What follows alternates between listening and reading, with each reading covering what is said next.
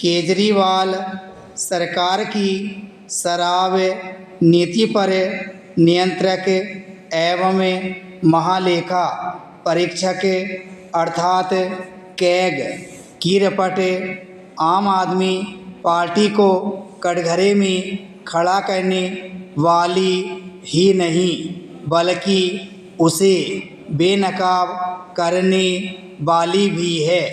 CAG की इस report के अनुसार मनमानी शराब नीति से 2000 करोड़ रुपये से अधिक के राजस्व की क्षति हुई।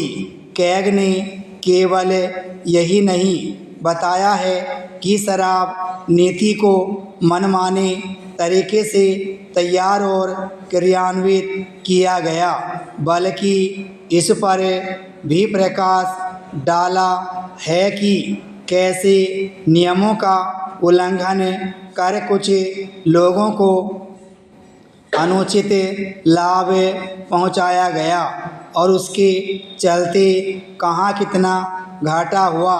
कैग की रिपोर्ट एक तरह से उस बहुचर्चित शराब घोटाले की पुष्टि कर रही है जिसमें अरविंद केजरीवाल और मनीष सिसोदिया को जेल जाना पड़ा था। केजरीवाल और उनके साथियों ने इस घोटाले को छिपाने के जतन किए।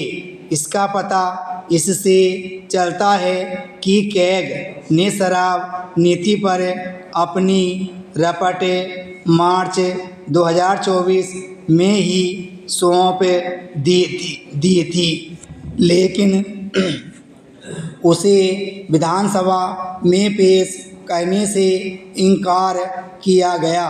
कोई भी समझ सकता है कि ऐसा क्यों किया गया होगा। समस्या केवल यह नहीं कि शराब नीति पर कैग की रिपोर्ट को विधानसभा में प्रस्तुत करने से बचा गया, बल्कि यह भी है कि अन्य मामलों पर भी उसकी रिपोर्टें दबा दी गईं। कैग की एक नहीं कुल 14 रिपोर्टें हैं जिन्हें विधानसभा में पेश करने से मुंह मोड़ा गया। इनमें से एक रिपोर्ट कोविड काल में मुख्यमंत्री आवास की विलासितापूर्ण साज सज्जा में अनाप शनाप सरकारी व्यय की भी है। इस सबसे यदि कुछ सिद्ध हो रहा है तो यही कि आम आदमी पार्टी ने नई तरह की राजनीति करने, स्वयं को कट्टर ईमानदार दिखाने और सुशासन के उच्च मानदंड स्थापित करने की जो बड़ी बड़ी बातें की थीं और जिनसे प्रारंभ में लोग प्रभावित भी हुए थे, वे नितांत खोखली थीं।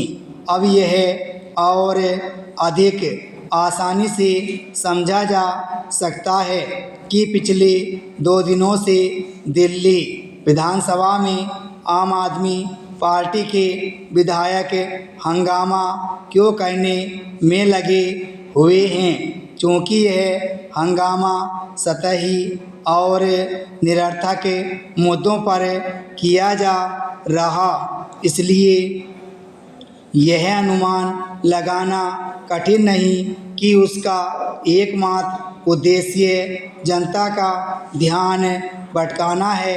लेकिन अब ऐसी पैंतरेबाजी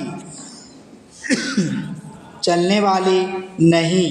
आम आदमी पार्टी की ओर से यह जो आरोप लगाया गया कि मुख्यमंत्री कार्यालय से अंबेडकर और भगत सिंह के फोटो हटाकर उनका अपमान किया गया। विराम स्टॉप।